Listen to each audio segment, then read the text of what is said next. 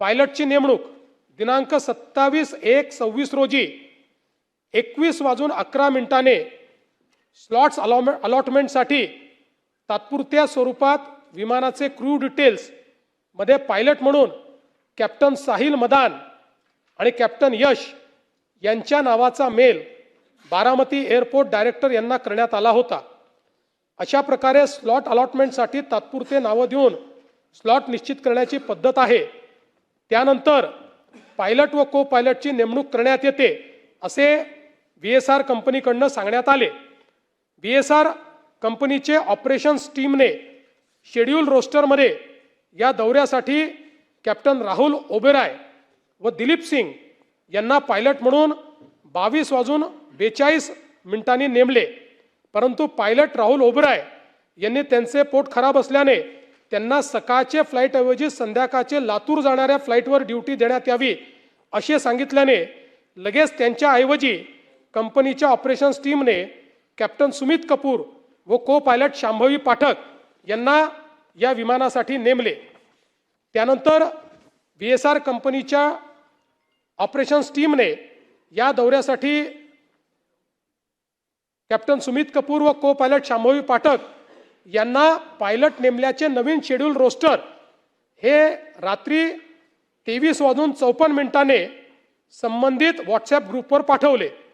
त्यामुळे ऐनवेळी कोणत्याही पायलटची नेमणूक करण्यात आलेली नव्हती, तर पुरेशा आधी व आदल्या रात्री दिनांक 27/1/2026 रोजी 23:54 पायलट सुमित कपूर व को पायलट शांभवी पाठक यांना नेमण्यात आले होते। त्यांनी विमान उड्डाणापूर्वी पुरेसा आराम केला होता। सुमित कपूर यांना 36 तास व शांभवी पाठक यांना 9 दिवस आराम मिळालेला होता। दुर्घटनाग्रस्त लिअरजेट 45 VT SSK विमानासंबंधी माहिती। विमानाचे मेकिंग वर्ष 2010, सर्टिफिकेट ऑफ एअरवर्दीनेस 16/9/2021, VSR कंपनीच्या नावाने रजिस्ट्रेशन 27/12/2022, रजिस्ट्रेशनची वैधता 15/8/2027, एअरवर्दीनेस रिव्ह्यू सर्टिफिकेट दिनांक 10/9/2025 रोजी DGCAने सदर विमानाचे निरीक्षण करून सदर सर्टिफिकेट दिले असून ते 1 वर्षासाठी लागू असते।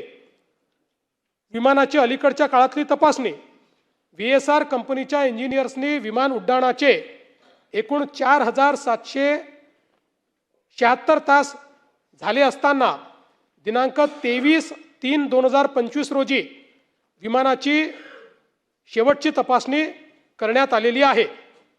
VSR कंपनीचे कामकाज VSR व्हेंचर्स प्रायव्हेट लिमिटेड कंपनीची नोंदणी 2011 मध्ये करण्यात आली आहे। सध्या या कंपनीचे संचालक VK सिंग व त्यांचा मुलगा रोहित सिंग हे आहेत। VSR कंपनीचे काम VK सिंग हे पाहतात। कंपनीकडे एकूण 16 विमानं, 20 पायलट आणि 36 को पायलट आहे अशी माहिती प्राप्त करण्यात आलेली आहे। तांत्रिक बाबी संबंधीची माहिती AAIB चा प्राथमिक अहवाल प्राप्त आहे, तथापि अंतिम अहवाल आल्यानंतर पोलीस तपासामध्ये तो समाविष्ट करण्यात येईल व तपासात त्याचा विचार करण्यात येईल। VT SSK विमानाचे वार्षिक इन्शुरन्स 27/8/2025 रोजी काढण्यात आले असून त्याचा प्रीमियम वार्षिक 25,56,384 इतका आहे। विमानाची लायबिलिटी ही 50 कोटी आहे। आतील व्यक्तींची लायबिलिटी प्रति व्यक्ती 1 कोटी इतकी आहे।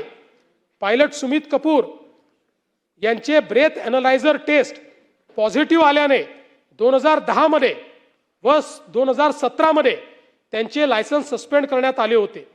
त्यानंतर 1 महिना लिअरजेट विमान चालवण्याचे अमेरिकेत ट्रेनिंग करून आल्यानंतर त्यांना को पायलट आणि त्यानंतर SLF या प्रकारचे 100 तासाचे ट्रेनिंग केल्यानंतर सन 2021 मध्ये पायलटचं लायसन्स पूर्ववत मिळालं होतं।